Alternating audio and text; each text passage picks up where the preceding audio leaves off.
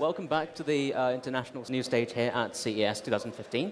I'm joined by Bob Stuart, who's the founder of Meridian Audio, and Craig Kallman, who's the CEO of Atlantic Records.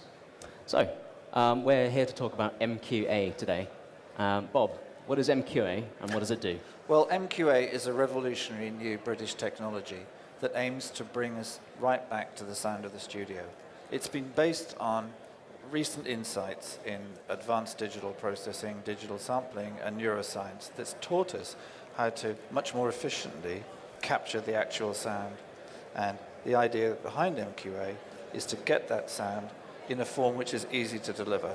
So we can turn it into a stream which is small enough to stream today or to download today. So the possibility exists for this year to have the real sound of the studio actually delivered to the customer for the first time in the history of recorded music.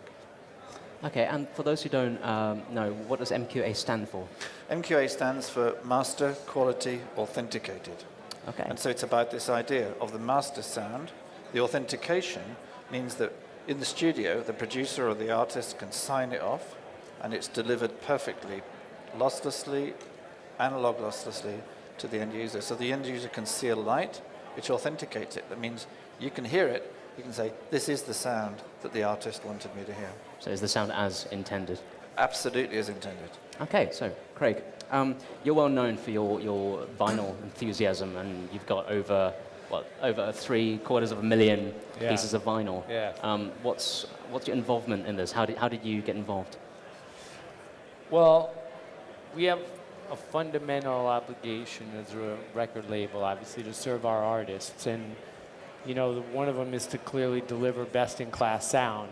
And the opportunity presented when we got to hear MQA, which was, you know, truly an extraordinary experience and, a real opportunity to allow all the hard work that the artists, producers, engineers, mixers are working on in the studio to deliver studio master quality sound, was revolutionary. And so the technology and the platform needs obviously the labels behind it, and it's certainly our obligation to our artists to deliver what they labor over in the studio so diligently to create to their fans, and that's why.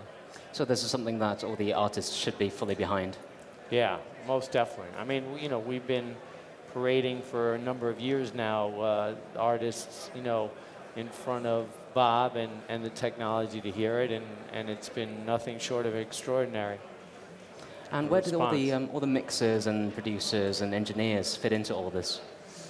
I think, similarly, I mean, they're obviously, all individuals who understand it both from a technical standpoint and just, as music lovers and fans. And so, working with the entire creative community in the industry that's producing the music, they're some of the most vocal and passionate people that want to see, all the hard work that they're laboring over, realized and brought to the fans, for sure, I mean, if I could add to that, a major part of the work we've been doing, obviously apart from developing the technology and understanding the science behind it and bringing MQA to fruition, has been working with the producers and the recording engineers, actually on their job, because it's the sound of the studio we're working at. So we've been, in the last few years, to 30, 40 studios, working with these people, listening to it,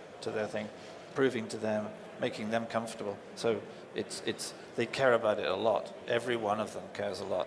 And that sound is the sound that we want to bring to the customer. So the artists care and the people at the source care. But how are you going to market high-res audio or high-quality audio to the masses who have obviously embraced things like MP3 because of the convenience?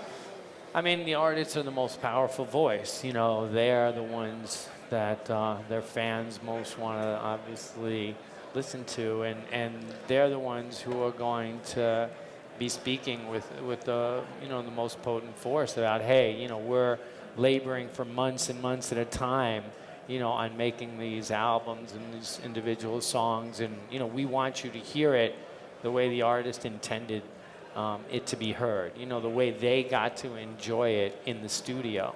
And so their mouthpiece to say, hey, we finally, you know, have a opportunity, you know, in the digital world because of obviously bandwidth capabilities now being what they are and the technology that, you know, Bob's invented, we have a chance to really deliver studio master quality sound, which is it's an extraordinary moment in time in the streaming world.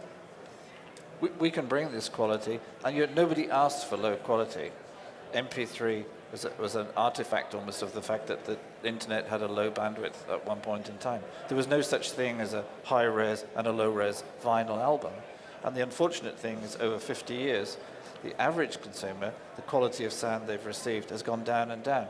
And that's important, not because they're all audiophiles, but because the more you hear, the more you feel, the more the music communicates to you, the clearer the music connection is. What we find is when customers hear this high quality, the studio sound, they don't skip to the next song. They hear it all the way to the end. They get involved. They want to know more about what the music's about. And so to us, this is the excitement, is to communicate from the artist that the music's real and it's so much more enjoyable in this way. Well, you were telling me earlier how you think there's an entire generation of music consumers who have yet to really experience real quality music. So do you think this is going to change it for them? I think so. You know, everyone's experienced live music. Well, pretty much everybody, right? So, and we all know what the sound of the real world is, and our hearing is very tuned to that. So we all hear properly.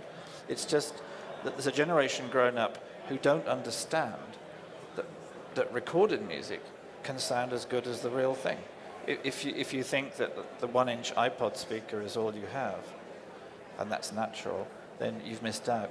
I think the goal is to communicate that. Hear it properly, hear it through good headphones, through earbuds, and we think that'll ignite interest in music, which we need to bring back for everybody's benefit. Yeah.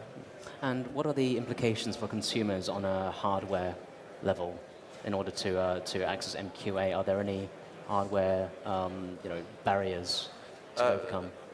Almost none, because MQA has an incredible backward compatibility. So if you buy the file, you can play it back without a decoder, and you'll still get something better than CD quality, real CD quality. If you have a decoder, it gets better, and the decoders can be in software, can be in your phone, can be in your computer, so it could be zero cost of decoder. Or, of course, you can go up and you can get better and better hi-fi components that can have it in. But from the outset, everybody can play it everywhere, and that's the really powerful thing. And how's it been so far, then, so far as getting it adopted as a sort of industry standard?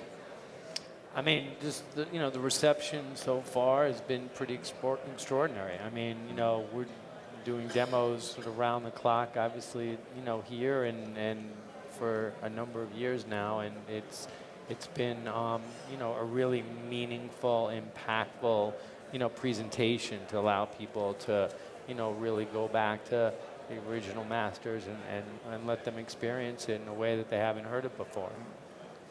So. I think that's all we have time for today. Okay. Thank you very much Great. for coming. Thanks so much. Thank you very much.